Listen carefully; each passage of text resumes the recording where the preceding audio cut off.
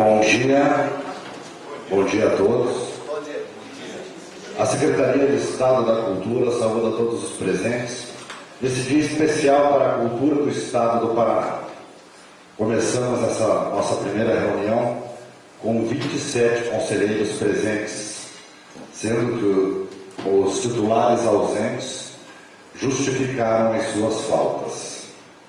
Então, passamos a palavra ao secretário de Estado da Cultura, excelentíssimo senhor João Luiz Fiani. Bom, gente, bom dia. Todos bem? Vamos começar. Dizer que é muita satisfação e alegria que eu recebo cada um de vocês. Aqui temos todas as áreas artísticas e culturais representadas, instituições do Estado, organizações parceiras. Enfim, a nossa composição do nosso conselho é bastante diversa, é bastante rica. E isso é muito importante. Essa diversidade para ajudar a gente a somar, a gente a incluir, essa palavra é muito falada e às vezes esquecida, e a crescer. A gente tem que lutar junto, e desde que eu assumi eu tenho feito isso. Eu estou lutando muito para a gente cumprir todas as metas das políticas públicas de cultura, para que elas realmente, efetivamente, sejam implementadas. Ontem a gente teve uma importante vitória nessas batalhas que nós estamos enfrentando. O governador Beto Richa liberou os 25 milhões para o nosso Profice, para a Lei Estadual de Incentivo à Cultura. E a promessa que eu tive, do secretário da Fazenda, é que a gente, nesse primeiro momento, seriam 25 milhões e provavelmente, se o Estado continuar crescendo no ritmo que está, esse valor pode ser aumentado significativamente. E o Profice, todo mundo sabe que é um mecanismo importante para a descentralização da cultura. E, obviamente, essa é uma das metas do governo. Bom, hoje nós temos uma pauta muito importante, que é a deliberação do Plano Estadual de Cultura do Paraná. Nós conversamos muito sobre isso, desde que eu assumi, com o Beto, com a Renata, com o Jader, com o Alisson, enfim, que algumas pessoas questionaram o processo democrático da construção desse plano. E eu pedi esses números que me foram fornecidos. Foram 120 conferências, quase 3.500 propostas. Essas 3.500 propostas resultaram em 5 diretrizes, 19 metas e 138 ações. Então, não pode dizer que um plano dessa magnitude seja um plano não democrático. Vocês são nossas testemunhas vivas que fizemos o possível e o impossível para que a gente chegasse no dia de hoje. E lembrando que esse plano vai nortear as nossas ações pelos próximos 10 anos. Então, meus queridos amigos, é importante nós aprovarmos esse plano aqui hoje, para que a gente possa consolidar o Sistema Nacional de Cultura, a gente ficar alinhado com o Sistema Nacional, com o nosso Sistema Estadual e assim por diante. Eu faço parte da equipe agora da Secretaria da Cultura, uma equipe que eu estou tendo muito prazer de conhecer a cada dia, uma equipe que está engajada, uma equipe sonhadora, como eu sou, como todo mundo que faz cultura nesse Estado Quero apresentar o Jader, que é o nosso diretor-geral, e o Alisson, que é o nosso coordenador de imprensa e comunicação. Lembrar que esse aqui é músico, esse aqui é ator, diretor, dramaturgo, então a gente ama o que a gente faz. Então nós não caímos de paraquedas aqui, nós estamos lutando pela nossa área. Então nos tenham como aliados, nos tenham como amigo de vocês. A gente vai lutar, eu vou lutar incansavelmente, já vou avisar que às 11 eu saio, porque o governador me chamou de novo para uma outra conversa, coisas positivas para todos nós. Eu estou conseguindo esse acesso muito rápido com o governador, ele está tentando atender as nossas demandas da maneira mais rápida possível. Então às 11 eu dou uma saidinha, mas depois eu volto.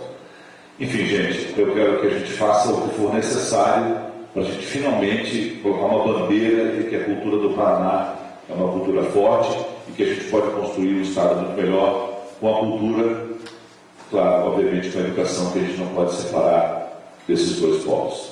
A todos, muito obrigado, bom dia e vamos trabalhar.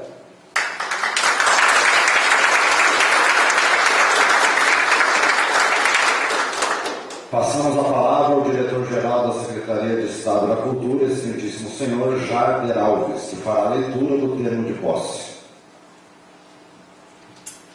Muito bom dia. Eu, antes de mais nada, queria também dar as minhas boas-vindas, agradecer a presença de todos. Vamos fazer a leitura do termo de posse dos membros do Conselho. Já quero pedir antecipadamente desculpas caso eu pronuncie algum nome incorretamente, mas é que a gente ainda não conhece todo mundo. Mas vamos lá. Termo de posse dos membros do Conselho Estadual de Cultura, CONSEC, Gestão 2.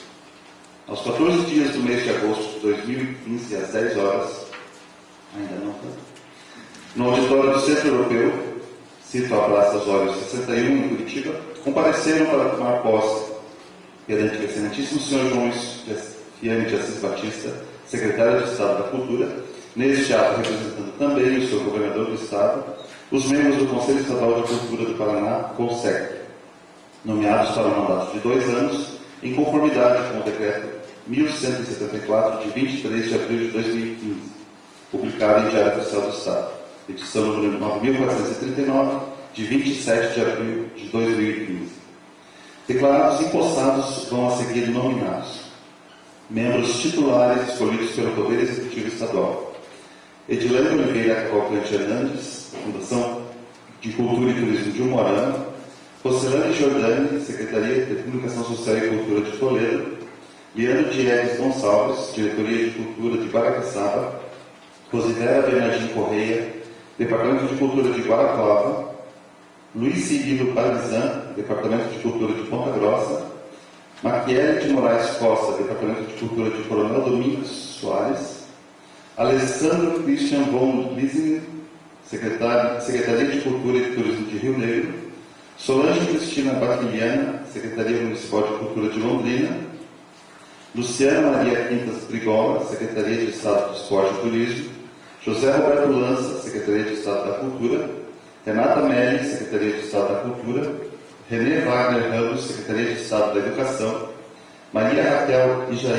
Ijaíri Garcia, Secretaria de Estado de Planejamento e Coordenação Geral; Deise Cristina de Lima Picanso, Universidade Federal do Paraná; Maria José Justino, Escola de Música e Belas Artes do Paraná, em Papo; Valdeneiros de Lourdes Belo, Sebrae; Sidney Passione, FIEP Paraná.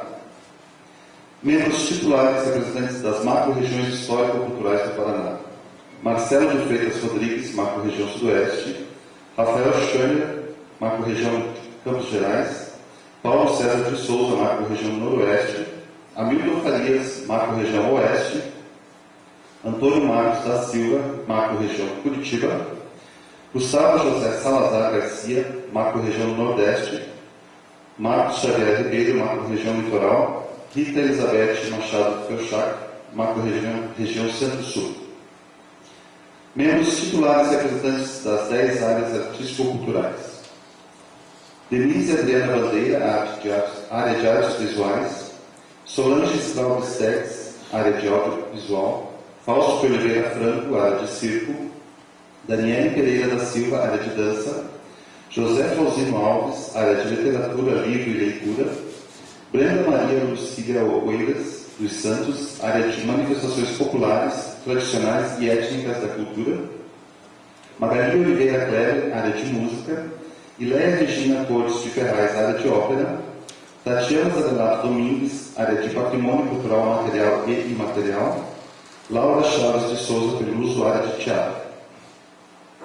Membros suplentes escolhidos pelo Poder Executivo Estadual: Gislane Aparecida Salmeirão, Departamento Municipal de Cultura e Turismo de Astorga; Janaína Miller, Secretaria Municipal de Educação, Cultura e Desporto de Maripá; Benino Moura Cardoso, Fundação Municipal de Cultura de Paranaguá; Felipe Falante, Departamento de Cultura de Prudentópolis; Tereza de Fátima Gonçalves, Divisão Cultural de Telemaco Borba; Eliane Somacal Marcondes Gauss, Departamento de Cultura de Pato Branco; André Luiz Gabardo, Diretoria de Ação Cultural de São José dos Pinhais; Júlio César Dutra, Secretaria Municipal de Cultura de Ibiporã, Jaqueline Alberto Ribas, Secretaria de Estado de Esporte e Turismo, Priscila Pacheco dos Santos, Secretaria de Estado da Cultura, Tatiane Garcia de Meira Albac, Secretaria de Estado da Cultura, Antônio Eduardo Leitão Navarro Lins, Secretaria de Estado da Educação, Matias Marino da Silva, Secretaria de Estado da Fazenda, Ronaldo de Oliveira Correia, Universidade Federal do Paraná, Stella Mares da Silva, Faculdade de Artes do Paraná, FAP, Celise Helena Niero, SESC, Ana Paula Cédula, FIEP Paraná. Membros suplentes representantes das macro-regiões histórico-culturais do Paraná: Lester Kalinski, macro-região Sudoeste, Sérgio Luiz Gadini, macro-região Campos Gerais, Miguel Fernando Pérez Silva, macro-região Noroeste, Luciano Marcelo Pietro Piatti, macro-região Oeste, Nilza Merlin Perentel Silva Bax, macro-região Curitiba, Soraya Lucas do Amaral Ferria, macro-região Nordeste, Rogério Soares, macro-região Litoral, Rossana Campeiro Manfredini, macro-região Centro-Sul.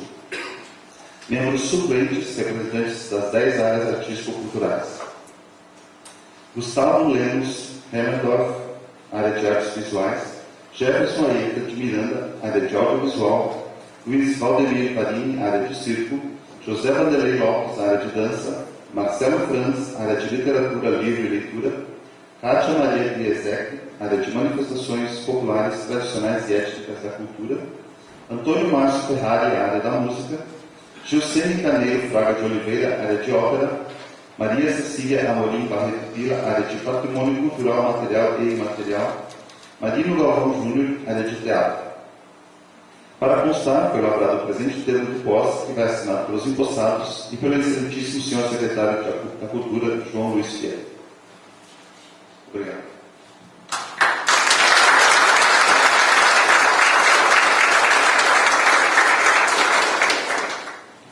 Convidamos a todos para assistirmos à palestra da diretora da Escola de Música e Belas Artes do Paraná e conselheira, a excelentíssima senhora Maria José Justino.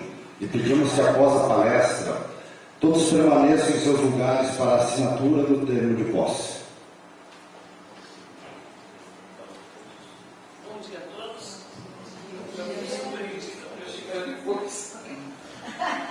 Bom, em primeiro lugar, eu gostaria de dizer que me sinto extremamente desconfortável, né, de falar com pessoas que eu acho que é tempo que a gente tem muito mais condições até de fazer, né, essa reflexão sobre o papel do conselho. Em todo caso, eu tentei buscar um pouco a nossa experiência dentro do conselho e levantar muito mais alguns questionamentos da minha participação nesses 2 anos, que eu senti que seria muito importante, né, externar e que, do meu ponto de vista, faltou um pouco do que fizemos, né? Então, acho que é uma fala um pouco mais provocativa, né? Bom, eu começo, né, como bom filósofo, sempre fazendo questionamento. Eu acho que essa passagem aí do pensador, que eu aprecio muito, Walter Benjamin, é extremamente instigante para um conselho, né? Quando assumimos um conselho, e a ideia é de que não existe um documento de cultura que não seja, ao mesmo tempo, um documento de batalha. Então, acho que esse tipo de reflexão que esse filósofo faz, do meu ponto de vista, é muito instigante em relação ao papel que o Conselho tem quando olha, né, e sobretudo no Estado do Paraná, que é um Estado com a convivência, né, da diversidade cultural tão rica que nós temos e que efetivamente falta para a gente, muitas vezes, fazer uma reflexão do que significa, né, esse encontro dessas culturas e, muitas vezes, o embate dessas culturas. Bom, o papel do Conselho de Cultura do Estado. Eu acho que hoje vocês receberam, né, todos nós recebemos a criação desse Conselho, até me surpreendi, né, quando eu voltei nas nossas páginas da cultura, da Secretaria de Cultura, né, está lá em 2012 dizendo criação do Conselho. Eu levei um susto, eu nunca prestei atenção que era a criação do Conselho. Por quê? Porque eu pertenci a um conselho lá atrás, né? o Conselho de 1986, a idadezinha conta, né? E eu conversei com a Gigi, foi criado o Conselho. Eu entendo efetivamente que esse Conselho, em 2012, ele tem uma singularidade extraordinária, e o nosso secretário apontou essa democratização que foi instalada dentro desse Conselho. Então, essa ideia é totalmente nova do Conselho. Mas existia um Conselho, e Gigi me ajudou a lembrar. Esse Conselho não tinha uma lei lá atrás, né, que afirmava um Conselho, e ele foi destituído. Eu não sabia que foi destituído na época da Vera Lúcia, né, porque não era uma lei, né, e era um Conselho, né, de notáveis. Então, as indicações, né, e era um conselho interessante, não era ruim, não, era um conselho muito interessante. Mas, a partir de 2012, eu acho que esse conselho, ele ganha, né, uma característica que eu considero extraordinária, e não sei se no resto do Brasil tem conselho com essa participação. Então, 2 anos que eu estive nele, de fato, a Constituição é extraordinária. Claro que, muitas vezes, a nossa vivência pode ir trazendo, né, novas contribuições. Lá na frente posso dizer, olha, precisamos mexer um pouco nesse conselho, ele é grande, né? O conselho com 36 membros, mais de suplentes, é quase uma assembleia. Mas para um Estado como o nosso, eu acho que é extremamente pertinente. Claro que tem diversos problemas, sobretudo econômicos, né? A gente sabe, hoje o Estado está em relação ao Paraná, o Brasil todo, o que significa trazer a reunião, né, garantir a reunião desse conselho. Bom, a primeira coisa que eu acho que é importante é que um conselho como o nosso, ele é instituído numa fronteira, né, desafiante, porque nós somos um conselho dentro de uma Secretaria de Estado, portanto, um conselho dentro de um Estado, ao mesmo tempo com uma função extraordinária, que é a função de trazermos para dentro disso, né, todas as demandas, né, as propostas da sociedade. Então, isso nos provoca, porque, ao mesmo tempo, somos Estados e não somos Estados. Né? E é interessante porque essa característica é extremamente interessante, porque é dialética. Né? Nós vamos trabalhar com contradições, e enfrentamos contradições. Muitas vezes, nós chegamos aqui com demandas, sobretudo o pessoal que vem das regiões, que traz para as suas cidades determinadas questões, sobretudo quando essas questões conflitam com a questão financeira. Né? Como fazer valer, né, essas propostas diante disso. Então, uma outra questão também que eu acho fundamental, então nós temos um limite, né? Acho que o limite é, ao mesmo tempo, rico do que a riqueza desse conselho, que é o limite de estar dentro do Estado e trazermos reivindicações muitas vezes conflitantes do Estado. Né?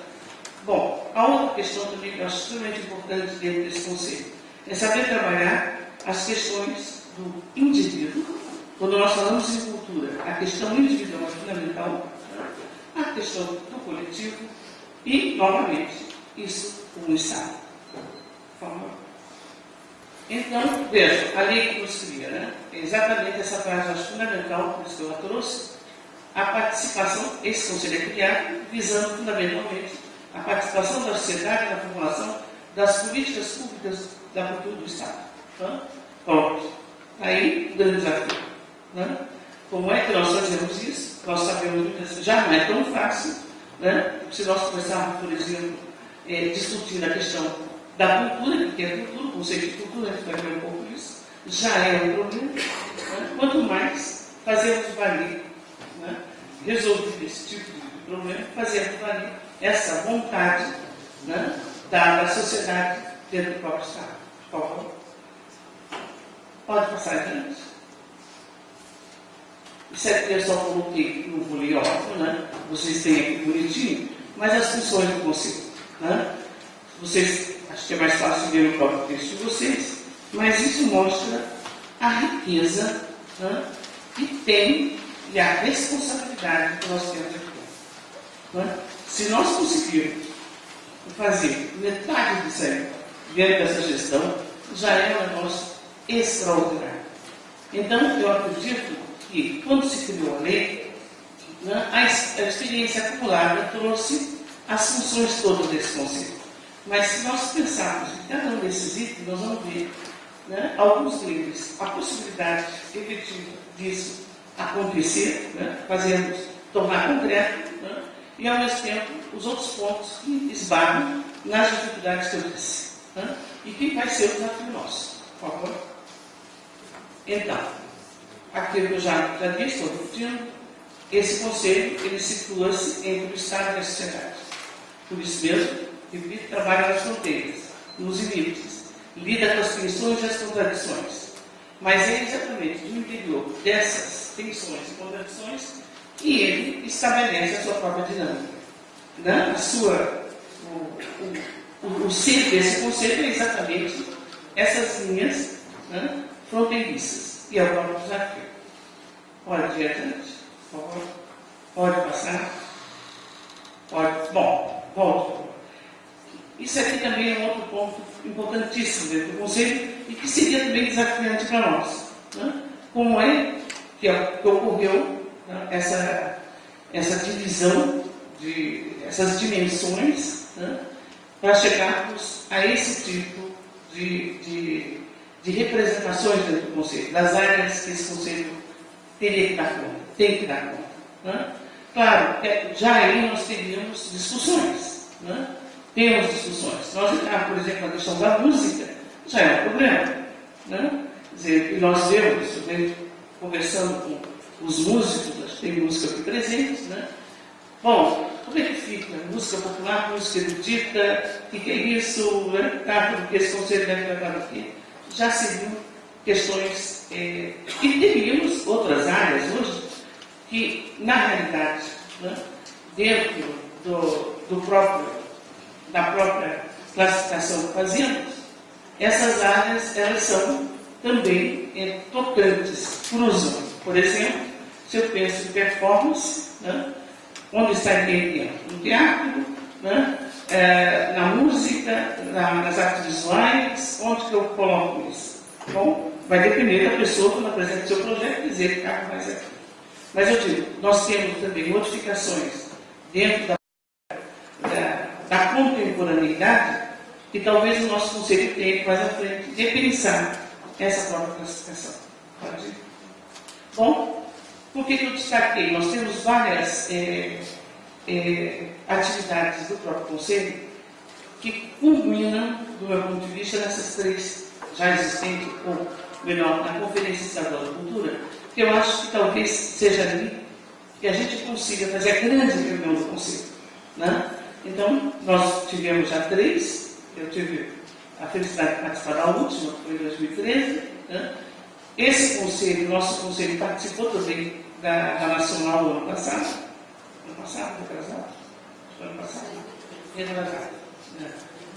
Exatamente, o mesmo ano. 2013, novembro, nós fomos para o Congresso Nacional. Pode ir, por favor? Bom, volto a colocar o grande desafio. Né? E acho que aí nós teríamos, dentro desse conceito, ter um pouco de tempo, que eu acho que nos faltou no anterior, de discutir essas questões. Né? Como é que nós entendemos o Estado? Como é que nós entendemos o conceito? Como é que entende a sua participação? Como é que entende a função do Estado dentro de uma sociedade? Né? Vou dar um exemplo.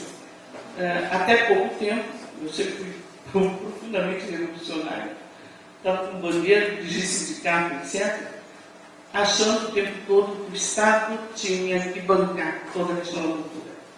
Modifiquei. Fui modificando com o tempo. Não sei se é a idade, todo mundo diz que quando você vai envelhecendo, você vai ficando mais, né, condescendente, mas talvez não. Acho que, né? Hoje, por exemplo, eu não tenho dúvida que nós não podemos pensar, e acho que aqui eu vou brigar com muita gente, eu vou jogar alguns tomates, do que eu vou dizer, né? Mas eu não acredito mais que o Estado deva se responsabilizar pela questão da cultura. E eu acho que essa é uma discussão que nós vamos ter que fazer. Né? Por exemplo, alguém diz, não, nós estamos com a falência dos museus. Eu acompanho de perto a questão dos museus. Vou dar um exemplo. Nós temos aqui em Curitiba 2 grandes museus de artes visuais, que é a minha área, por isso que eu vou falar dela. Um bom, né, e o MAP, o Museu de Arte Contemporânea. O MAP, para quem acompanhou de perto, ele ficou 4 anos. Né? Eu acho que nós temos que dar milhões de parabéns para a Leonora, que conseguiu manter esse museu aberto sem absolutamente nenhum tostão do Estado. Não é correto. Eu acho que o Estado tem, sim, né, que ter a sua contribuição na manutenção desses museus. Mas eu acredito também hoje que existem também outras alternativas dentro da própria sociedade que tem que estar junto para dar conta desses museus. Então, essa é uma questão que acho que nós temos que discutir. Né? Até onde vai o Estado, até onde ele pode ir, em que sentido, e alguém diz assim, não, mas isso seria privatizar os museus. Eu acho que é outra discussão que tem que ser feita. Né? Acho que o exemplo da Pinacoteca de São Paulo é extremamente importante. A Pinacoteca é um museu hoje que está numa outra linha, né? É um tipo de uma organização social, né? E que, efetivamente, é um dos melhores museus do Brasil.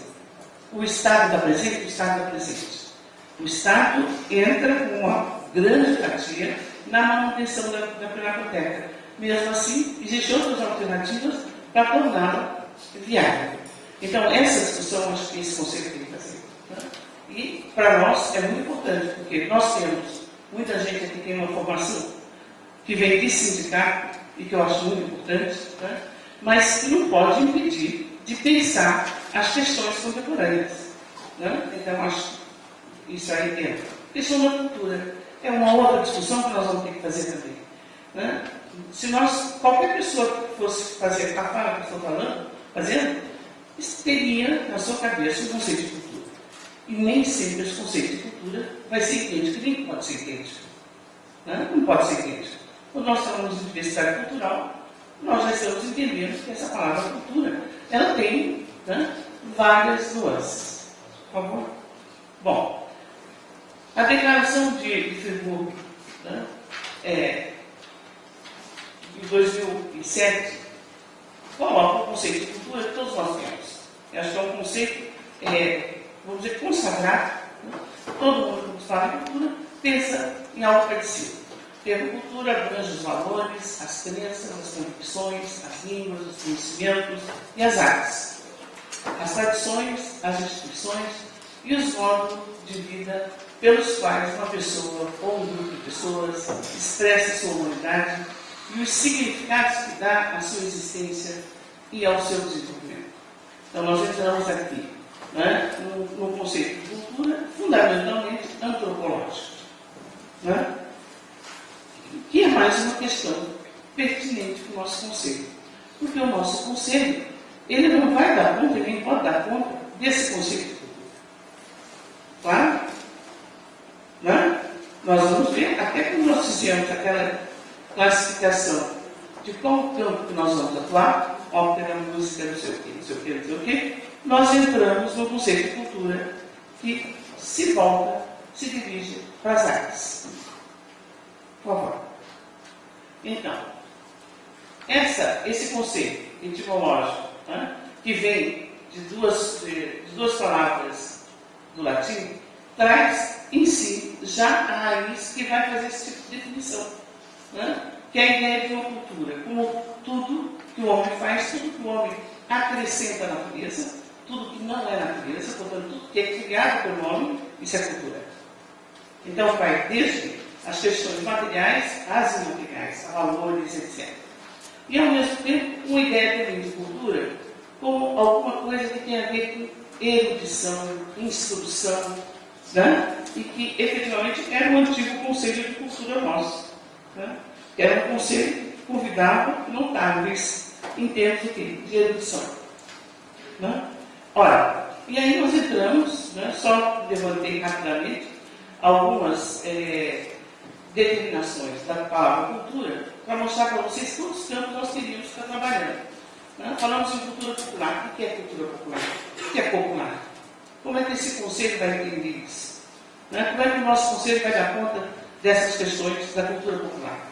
Né? Cultura erudita. Ah, não, isso, né? O conselho não pode pensar na cultura erudita. Claro que tem que pensar. Nós temos querendo ou não, nós estamos com esse tipo de concreções dentro do próprio conselho. Cultura de massa. O que é cultura de massa? Qual a diferença da cultura de massa e da cultura popular? São questões nossas, né? Questões que você tem que dar conta. Cultura democrática, cultura autoritária. Se nós somos platônicos, isso não existiria para nós. Né? Porque o Platão tinha, né, um grande filósofo, ele tinha aquela maravilhosa, né, ideologia de imaginar que o homem, quando conhecia o bem, não tinha como não praticar o bem. Que beleza, né? Eu fico imaginando o Platão agora com Lava Jato. Como é que ele ia dar conta disso? Olha, queria dizer, eles são ignorantes, por isso fazem isso. Não é tão simples, né? Ou seja, cultura democrática, cultura autoritária, vejam, parece até, quando eu digo cultura autoritária, uma contradição. Como é que alguém pode, nós estamos vendo o que está acontecendo no mundo todo, né? A questão dos preconceitos. Quer dizer, hoje, em termos do Brasil, se aumentou, né? Nenhuma defesa vou fazer do PT, mas hoje o PT entrou também como uma das manifestações preconceituosas. Então nós temos negros, homossexuais, tem o PT também. Então hoje está difícil, né? Difícil como é que você trabalha com essas questões todas de uma cultura autoritária e a cultura democrática. Cultura da paz. Todos nós hoje temos congressos sobre isso, né? Aliás, o Paraná, a Universidade Federal do Paraná, teve a honra de, né, abrigar um desses congressos mundiais. Aconteceu em Curitiba, internacional. Cultura organizacional, quando se fala dentro de uma empresa, que, né, no fundo, é a ideia da missão da própria empresa. Cultura indígena, cultura brasileira, etc.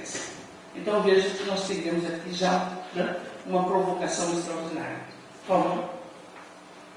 Bom, pode ir adiante também. A questão da memória cultural. Né? Quando nós falamos também em cultura, o tempo todo também se fala em termos, né, sobretudo, da questão de uma tradição, né, das contradições. Aliás, eu sempre digo, tradição só vira tradição quando foi contradição. Né? Quando alguma coisa foi extremamente viva, importante em sua época, que ela pode se tornar tradição. Ora, nós temos dentro da cultura a ideia de criação, a ideia de invenção e também a questão da memória. Né? Uma cultura e um conceito tem que preservar também essa questão da memória. Então, a ideia de memória cultural ela é complexa, questão um pensador, né?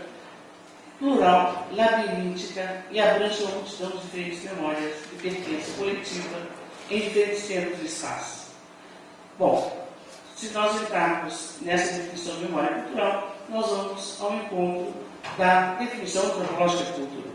Né? Mas a ideia, pode ir, por favor, a ideia de que, né, a cultura ela tem que cuidar, né, tanto de uma memória, preservação, mas não permanecendo no passado, até porque o nosso olhar para o passado ele só faz justiça quando ele torna o passado presente. E só se torna o passado presente quando ele tem interesse, quando ele significa ao nosso presente. E é nesse sentido, né, que nós podemos dizer, artistas como Goya, né, é um artista extremamente contemporâneo, embora ele esteja em 1800. Mas se eu atendo para esse artista, eu vou ver quantas coisas ele tem a dizer ao mundo contemporâneo. Como os filósofos, né? Pode ir adiante, por favor? Pode passar também. Tá? Bom, a questão do papel do Estado. Né? Claro que aqui eu estou jogando, né, essas questões todas e não estou resolvendo nenhuma delas. Né? Até porque elas não se resolvem em meia hora, uma hora. Eu estou exatamente levantando o que, do meu ponto de vista, concerne a esse conceito. A questão fundamental dos direitos culturais. Né? Nós falamos em direitos humanos e hoje nós falamos em direitos culturais. Claro, o que significa os direitos culturais e qual o papel do Estado e qual o papel desse conceito em relação a eles. Eu acho que a primeira questão é que não é o Estado que faz cultura, nem é o Estado que determina o que é cultura. Mas o Estado tem um papel fundamental, e é isso, né, é uma das tarefas nossas do Conselho, acordar o Estado o tempo todo para isso, que é o apoio à cultura e aos direitos culturais. Tá? Ora, então, né, essa pensadora, a Chisholm Chaed, ela diz: os Estados precisam demonstrar que estão constantemente tomando medidas necessárias para o pleno cumprimento dos direitos culturais com o máximo de recursos disponíveis. Eu acho que aqui, para nós, secretário, é a grande questão. Quer dizer, o que nós temos visto, né? E não é aqui no Paraná, acho que é no Brasil todo. Né? A Secretaria de Cultura, me parece que é uma das últimas em termos de destinação de verbas. E eu acho que isso é preciso que seja repensado, porque é não ter a dimensão, é o Estado não ter a dimensão do que significa cultura e do que significa investir em cultura. Quer dizer, se investe em cadeias, se investe, né? Eu acho que teríamos que repensar esse investimento. Né? Quanto custa um preso, quanto custa uma escola, um aluno de uma escola? Se nós temos que apostar em termos de formação, fundamentalmente nas crianças. Quer dizer, nós só podemos mudar essa mentalidade de Lava Jato se nós conseguirmos mudar as crianças. Quer dizer, se nós não conseguirmos fazer esse trabalho, e ele é um trabalho de formação cultural. Né? E aí, né, hoje no Brasil se pensa, né, eu já vi, graças a Deus, não tem nada a ver com o secretário de Cultura, mas secretários nossos dizendo, né, a despesa da educação. Educação não é despesa. Né? Educação é um investimento. Quer dizer, essa compreensão ela tem que perpassar pelos secretários todos. Né? E nós, o Conselho, temos uma função de dizer ao nosso secretário o tempo todo e apoiá-lo numa direção desse tipo. Bom, então, né, ainda a declaração de Freiburg, né, toda pessoa, individualmente e em coletividade, tem o direito ao acesso e à livre participação da vida cultural, sem consideração de fronteiras, através das atividades de sua escolha. Esse direito ao acesso e à livre participação da vida cultural é fundamental. Nem todo mundo precisa ser artista. Claro, nem todo mundo é. Como uma sociedade não precisa que todo mundo seja médico, todo mundo seja engenheiro, todo mundo seja etc. Né? Mas nós temos que garantir que todas as pessoas tenham acesso a isso. Então, se eu não faço teatro, eu tenho que garantir que as pessoas que querem participar de teatro tenham acesso. Claro? É a função nossa, é a função do Conselho. Então, o nosso, né, homem de cultura e advogado, Teixeira Coelho, que recentemente esteve em Curitiba, dando uma palestra no MON, né? Foi exatamente no dia fatídico, no dia 29. Eu estava no MON assistindo a palestra dele, porque era uma palestra que estava acontecendo na Escola de Belas Artes, e eu tive como diretora que suspender correndo. O pessoal estava numa passeata, como é que eu ia fazer uma palestra no horário da passeata? Eu seria trucidado, nem Judas, né? E transferimos a palestra para o MON, e ele fez uma pequena palestra, pequena não, grande, pública era pequena, né? Mas foi uma palestra maravilhosa, que acho que ela deveria ser um convidado nosso para discutir uma das questões que eu vou colocar na frente, né? Que acho que é outro problema que nós enfrentamos. Ele é advogado, né? Diretor de museus, etc., trabalha com cultura e tem uma formação de direito. Ele diz: o principal direito cultural é participar da vida cultural. Claro? Então, essa participação acho que é fundamental que nós, enquanto conselheiros, tenhamos condições de garantir. Bom, diz aí que Teixeira Coelho.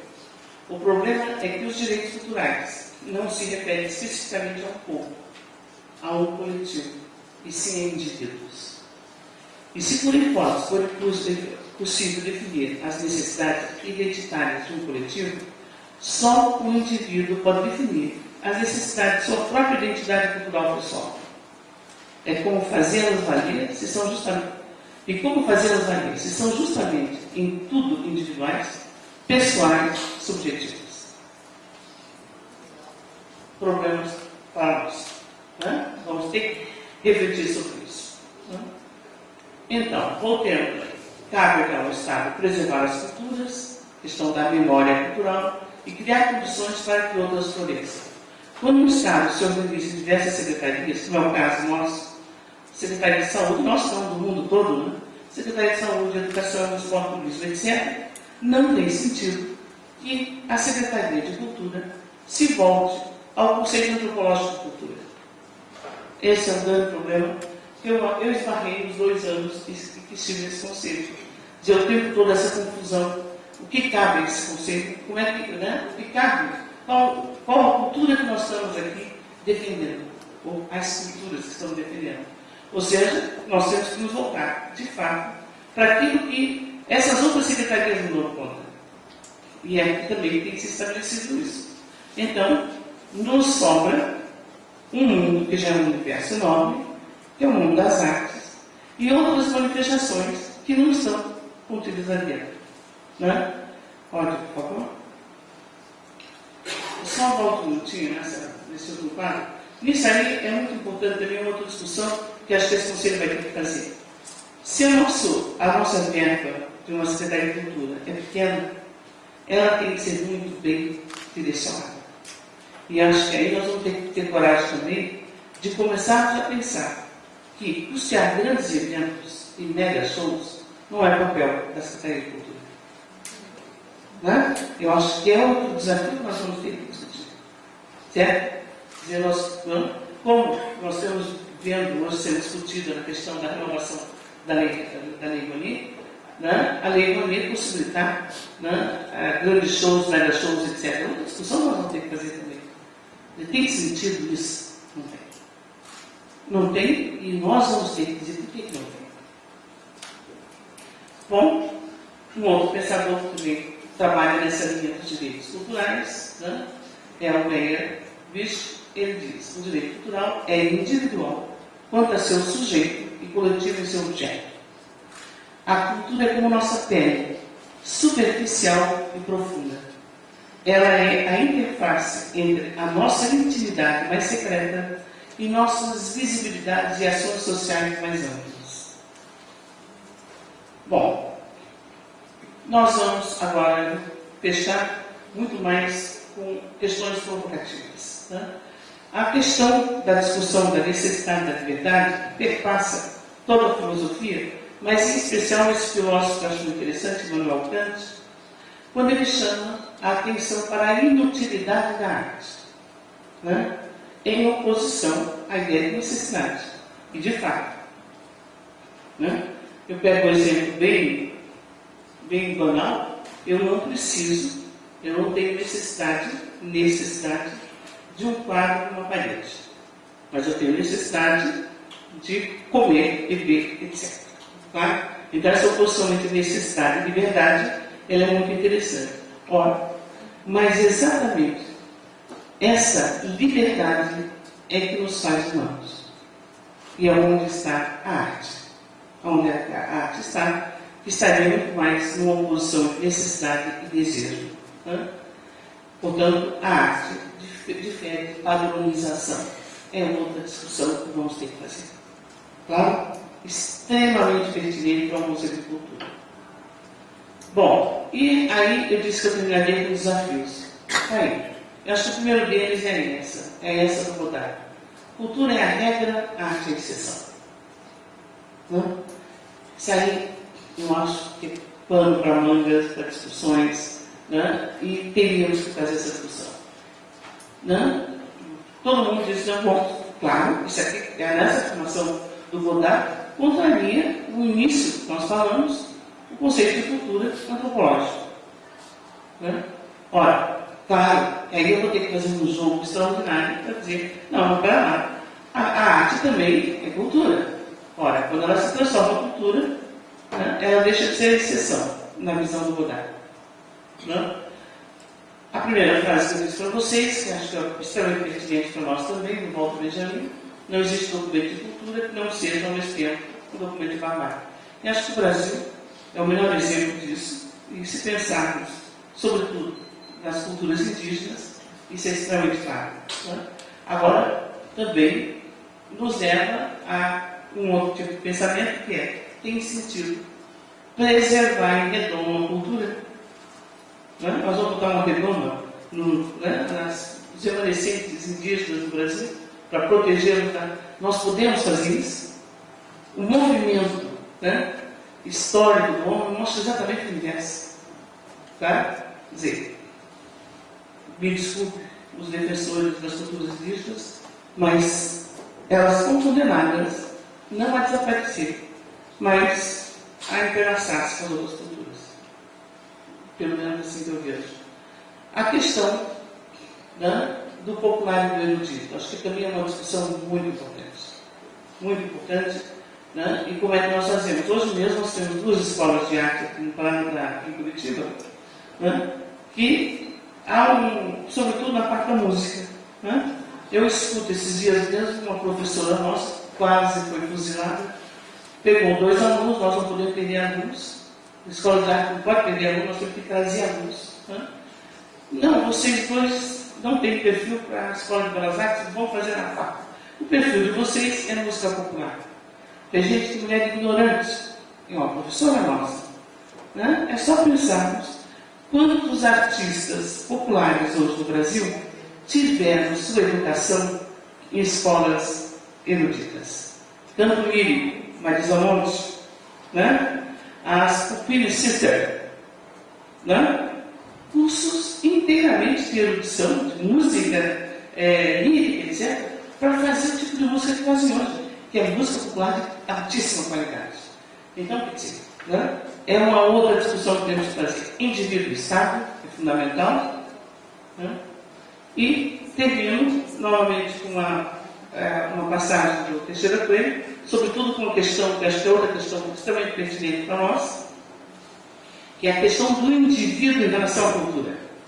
Né? Como o indivíduo tem o direito de controlar a sua própria cultura. Isso é fundamental. Né? Então veja essa passagem dele, quando ele diz sobre a questão da mulher poder decidir sobre a violação do clitóris, contrariando a cultura coletiva. A questão aqui não é de moral, e sim de direito. E o direito individual de não fazer alguma coisa em cultura deve prevalecer sempre sobre uma construção moral coletiva. Bom, não preciso ir longe, né? Não preciso não, eu quero ir longe, lembrando Antígona, né? Acho que todos vocês conhecem essa peça, que acho que é o melhor exemplo do conflito, né? Do indivíduo, do Estado e da religião. Né?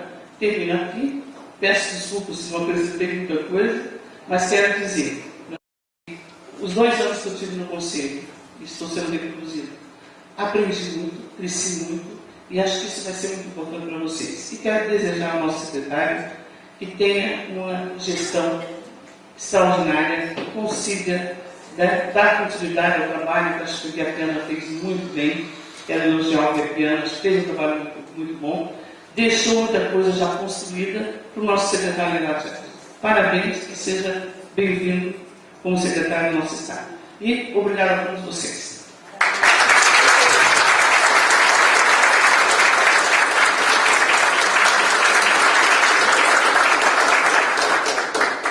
Neste momento, está aberto a perguntas. Quem desejar fazer alguma pergunta à nossa conselheira, fique à vontade.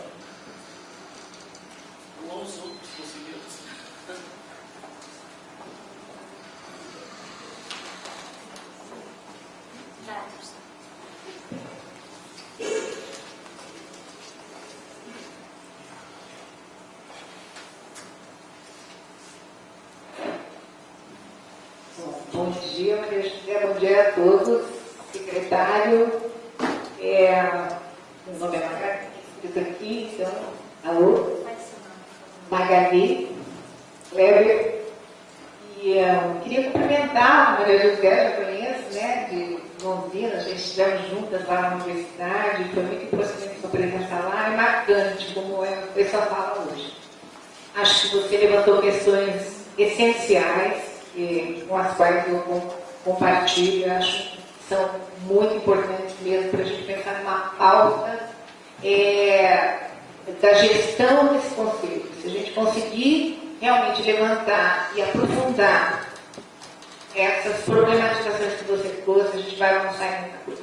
Queria só lembrar que tem uma coisa que tem me incomodado bastante, que é essa essa cisão que existe entre a cultura e a educação, até em termos de separação mesmo das secretarias, de ministério, e é algo que eu venho trabalhando bastante, até em termos lá dos ministérios, ambos os dois, e percebo isso na prática. Então, eu acho que esse é um ponto muito importante, porque os dois planos, o Plano Nacional de Educação e o Plano Nacional de Cultura, eles propõem esse entrelaçamento.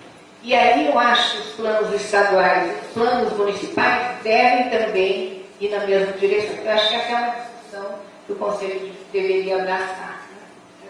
Obrigada. Totalmente de acordo. Eu acho até que nós lembrarmos, sem dúvida, é uma outra discussão extraordinária que poderia ser incluída ali, né? Cultura e educação. Se nós pensarmos, por exemplo, no mundo grego, né? Aliás, foi belíssimo agora essa crise da Grécia, não a crise dela, mas exatamente as falas que nós ouvimos, né? Eu vi muitos jornais, as pessoas dizendo: não podemos fechar a porta a Platão. Gente, isso é genial, né? Isso é a nossa cultura, é o nosso berço. Como é que uma crise pode acabar com o país desse? Eu até pensei, não sei para quem faz isso, mas a gente podia até fazer aqui no conselho algo desse tipo, né? Nós propomos aquilo que o Canadá faz, que é exatamente o seguinte: cada exibição que aparece ou usa a cultura indígena, uma percentagem daquilo vai para os descendentes indígenas. Nós podemos propor que todos os museus do mundo que possuem obras da Grécia, Louvre, né, as obras maravilhosas que estão, pagassem uma porcentagem para a Grécia. Acho que isso tirava da crise. Vamos fazer isso? Bom, não é ótimo? Claro. E teriam que fazer isso, gente. Eu imagino que é um grego chegar no Museu do Louvre, encontrar a Vitória de Samotrácia, que eu chorei quando eu vi, que foi a minha primeira entrada no Louvre, é emocionante. Eu fico imaginando um grego vendo aquilo dizendo: por que isso não está no meu país? Né? O que essa obra está fazendo aqui? Bom, e se vocês entrarem em todos os museus, é incrível. Você não vê a Grécia, você vê a Grécia em Paris, em Nova York, na Inglaterra, em Berlim, etc. E, meu Deus, né? O que volta para esse povo em relação a toda essa maravilha que fazem fortunas nessas outras culturas? Bom, mas por que eu voltei aos gregos? Pela questão que você levanta. Né? Nós temos na Grécia mesmo, né, a concepção, que é aquela obra maravilhosa que depois vai sair no século XX, a paideia, né, grega, que é o conceito mesmo do homem íntegro. A formação do homem é toda. Né? Então nós, efetivamente, não poderíamos estar separando cultura de formação. Né? Por isso mesmo a gente fala: investir na cultura é você investir na cidadania, na formação do cidadão. E claro que isso tem que estar dialogando com o Secretaria de Cultura, de Educação. Né?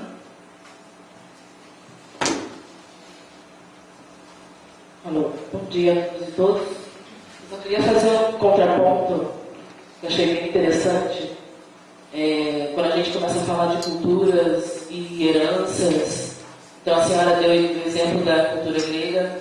Então, se a gente voltar ainda mais, os gregos roubaram todo o conhecimento do Egito. Né? Então, o conhecimento egípcio africano, né? Hoje nós não reconhecemos nem o Egito como África. Então, o que volta ainda para a nossa mãe África?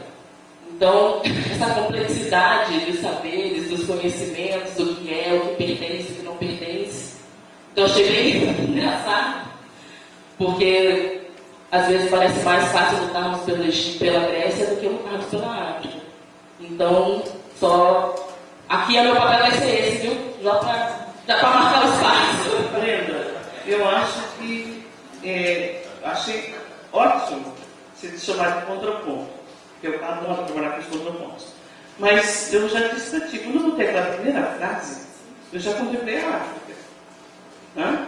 E claro, não existe documento de cultura sem que seja um documento barbárico. Óbvio. Nós pegamos todas as histórias, vamos ver. Agora, sem sombra de dúvida, eu não tenho nome, eu sou professor de história da arte. Tenho paixão pela arte africana e ela, né, o berço da arte abstrata e da arte cubista. E isso eu mostro nas minhas aulas. Então, nenhum problema. Eu acho que essas culturas todas, elas vêm e elas têm, né, a sua historicidade, e que não é só de calmarias, não. Eu acho que todas elas nós vamos encontrar também os momentos de batalha. Mas vou definir um pouquinho a Grécia. Eu acho que a Grécia ela tem uma novidade que não aparece em nada que está atrás, né, que é o surgimento da filosofia. O surgimento da filosofia e a invenção grega. Né? Como eu acho que a África, sobretudo, quando eu pego o período do Neolítico, né, eu vou ter já as nuances e toda a compreensão que no século XX nós vamos ter na arte abstrata. Já está presente na arte negra da África. E claro que hoje o Brasil já começou a fazer isso, né? Quando nós próprios, na Belas Artes, já introduzimos a disciplina da história da arte africana. Né? Mas, obrigado por trazer o ponto a ponto.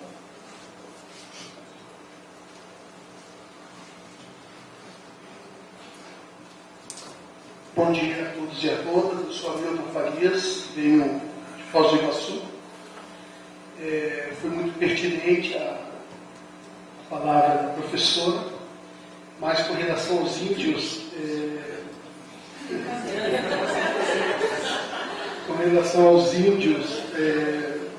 até escrevi aqui, os índios podem até se integrar com a cultura do homem branco, se caso eles desejarem. Que nós não podemos, aqui o homem branco, obrigue eles a sair da sua cultura particular. Né? Então, a imposição do homem branco é que nós não podemos admitir. Mas sim, podemos permitir que eles queiram, se quiserem, mudar a sua cultura. E o que nós temos visto é uma exterminação dos índios, da sua cultura, por imposição do homem branco. E isso eu gostaria que esse conselho não permitisse nunca, jamais. Obrigado. De acordo, totalmente de acordo. Hamilton, quando eu falei da integração, de fato, eu não penso no extermínio, de forma nenhuma. Aliás, dentro das artes, nós temos uma obra, que eu acho das mais extraordinárias, que é uma obra da Lígia Pá. Professora, quando eu disse extermínio cultural, tá? Certo. Não, porque já sabemos que outros países exterminaram de outras formas. Claro. Mas, veja, o que eu quis dizer ali é o seguinte: aliás, se nós pensarmos, eu acredito que nós os brancos, nem somos brancos, tá? Mas vamos supor que somos brancos, sejamos brancos, nós temos uma assimilação enorme da cultura indígena. A nossa cozinha, no Brasil, se você pega um pedaço da cozinha, é indígena. A farinha de mandioca é indígena. E aí vai, né? Quer dizer, essa integração, o que eu quero dizer é o seguinte: o curso da história vai mostrando isso. Né? Vai mostrando. E eu não sei não se, efetivamente, as palavras, né? Todas as palavras que nós temos, se nós olharmos os linguistas, quais são que origens linguísticas? Isso é cultura. É a presença da cultura indígena. Certo? E aí eu lembrei, por exemplo, da Lígia Pá. Ela tem uma obra extraordinária que é sobre o extermínio. Né? Uma pena, não dá para falar da obra sem mostrar a beleza dela, que ela faz no Rio de Janeiro, ela faz uma foto do Rio de Janeiro, inteira em sangue, e são passagens dessa obra, onde tem um pássaro, né, na obra também, e do pássaro quebra e sai um homem. Quer dizer, não dá para descrever, tem que criar algo. Mas exatamente essa compreensão acho que está presente. Né? Agora, a minha preocupação é: nós teríamos condições de fazer essa proteção? Ou, pergunta, teria sentido? Eu não tenho resposta para isso. Não tenho resposta. Mas concordo contigo, extermínio é absurdo. Quero só fazer um parênteses aqui, agradecer a presença e registrar a presença do Marcos Cordioli, presidente da Fundação Cultural de Curitiba. Marcos, obrigado por estar aqui com a gente, viu? Obrigado. Você vai abrir para mais uma pergunta, para depois a gente fazer a escolha da mesa diretora. Tá? À vontade. Eu queria fazer só um complemento. As possibilidades, existem inúmeras possibilidades da gente promover e fazer com que essas comunidades participem, né, dessa construção, né, de uma política cultural, desde que a gente realmente dê espaço e dê voz. Né? Existem experiências em São Paulo, em outros estados, onde, por exemplo, os indígenas mesmo montaram a sua exposição dentro de um museu. Eles escolheram, eles construíram. Então, existiram os conflitos, né, dos brancos com os índios, dos índios entre os índios, dos brancos na construção dessa história toda, mas tudo é a questão de protagonismo. Quando a gente começa a pensar nisso, não numa imposição que vem de cima para baixo, e nem enxergando que existe isso que é de cima para baixo, mas que estamos todos no mesmo nível, no mesmo patamar e queremos promover isso. Quando a gente fala de cultura tradicional, quando a gente fala de preservação de uma cultura, a gente não está falando de uma cultura estanque. Nós temos consciência de que existe uma dinâmica, né, um movimento. Mas o importante é que a gente não pegue esses lugares de fala. Né, e que a gente comece a pensar como é que a gente transforma esse espaço de diálogo para que os outros tenham as falas. Obrigada.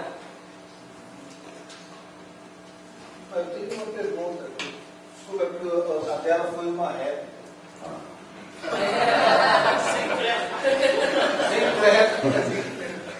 Bom, eu fico com o Luiz Varinho, eu sou da área de artes cênicas, né? Especificamente aqui eu estou representando o circo. Fico muito feliz de reencontrar grandes amigos, o próprio Fiane, Beto Lanza, Batata Frita, né? A Gigi, Marino, né? São pessoas que a gente tem acompanhado que realmente fazem a história artística e cultural desse estado, e parabenizo a todos vocês que são aqui conselheiros. E a minha pergunta para Maria José, parabenizando pela palestra, houve rumores dos conselheiros anteriores, e não vou citar nomes, né, para os meu amigo Claudinha, Raquel, aqui, mas vou dizer algumas palavras, e aí eu queria que você nos orientasse, essa é a proposta, nos orientasse. E os membros reclamavam que era um conselho figurativo, sem voz ativa, não tinha participação nas decisões, eram excluídos e, no entanto, eles não tinham motivação para realmente fazer parte de um Conselho de Estado da Cultura. E a minha pergunta para ti, enquanto conselheiro também, né? O que faremos? O desafio é você está assim, vai dizer um conselho, a minha experiência foi diferente. Né? A minha experiência foi diferente. Se efetivamente alguns conselheiros se sentiram dessa forma, eu acho que você tem toda a razão em trazer a questão, e acho que nós temos que repensar em que momento isso aconteceu, quais pessoas que se sentiram excluídas dessa forma. Da minha parte não aconteceu isso. Eu não sei, eu sempre fui também enxerida, né? Aliás, erro a beça, porque eu falei que eu preciso pegar um analista para me ensinar a dizer não, né? Porque eu não sei dizer não. Então, isso é terrível, né? Você vai entrando em qualquer coisa, vai entrando, e eu chamo contradições, é incrível como atrai as contradições, e acho que é porque eu me meto nelas, né? Mas eu imagino, quando o secretário começou falando do número de 120 conferências, né? 3.500 propostas, eu acho que a gente tem que pensar um pouco, porque muitas vezes há uma sensibilidade muito grande em determinadas pessoas, que um olhar já distancia essa pessoa. Mas eu acho que esses dados têm que mostrar para a gente. Claro que nós não vamos ter um conselho, nem deve ser um conselho coeso, é um conselho que vai ter diferenças, embates, valores, e que nós temos que estar prontos para isso. Agora, acho importantíssimo que essas pessoas, elas externem isso aqui dentro, que a gente tome conhecimento. Por que essa pessoa se sentiu tolhida? Se é um conselheiro, isso é fundamental, porque ele não está aqui representando ele, ele está aqui representando todo um atrás, como eu estou aqui representando não a Escola de Belas Artes, eu estou representando as universidades estaduais. Então eu tenho que ter presente o tempo todo essas universidades quando eu estou aqui dentro. Agora, eu tive uma experiência muito diferente dessa. Né? Então, não posso dar conselho nenhum. Só posso dizer que isso deve ser trazido aqui dentro. Até para você poder chegar lá fora e colocar as questões. Até porque eu acho, né, extremamente sério, e é uma responsabilidade muito grande nossa, quando, por exemplo, eu pego uma ideia dessa e levo na minha cidade, se eu estou representando essa cidade aqui, né, e que eu já crio nessa cidade uma animosidade que não poderia estar sendo criada. Né? A solução deveria estar aqui dentro. Até para nós trazermos essa participação toda para cá. Né? E não se ter a coragem de fazer isso, de enfrentar esses problemas. Claro, temos que ter isso. Mas não podemos ter a leviandade também de levar para nossas cidades coisas que vão deteriorar as relações. Eu acho que isso não é papel nosso. Eu acho importante a gente dizer também que a Secretaria da Cultura está com as portas abertas. Eu, como presidente do Conselho, eu vou lutar por todas as metas estabelecidas pela nossa diretriz, enfim, tudo que foi discutido e tudo que ainda vai ser discutido hoje aqui.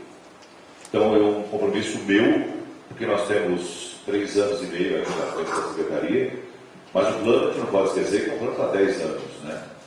Então, talvez a gente não consiga cumprir todas as metas nesse primeiro momento, mas as metas já vão estar pré-estabelecidas.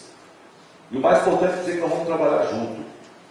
E as portas vão estar abertas para que todo mundo participe e esteja presente o tempo inteiro. Quero deixar claro isso. Certo. Como o secretário terá que sair às 11 horas, então faremos agora a composição da mesa diretora que estava agendada para as 14 horas. Assim, no período da tarde, teremos mais tempo para a apresentação do plano. A composição da mesa diretora, conforme o regimento interno do CONSEC, é a seguinte.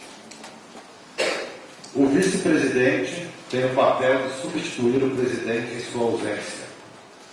O secretário-geral terá o papel de auxiliar o conselho e a secretária executiva nas reuniões. Secretária executiva é a Solange Chemin Rosimã, da Secretaria de Estado de Cultura. E quem quiser se candidatar a vice-presidente terá 3 minutos para se apresentar.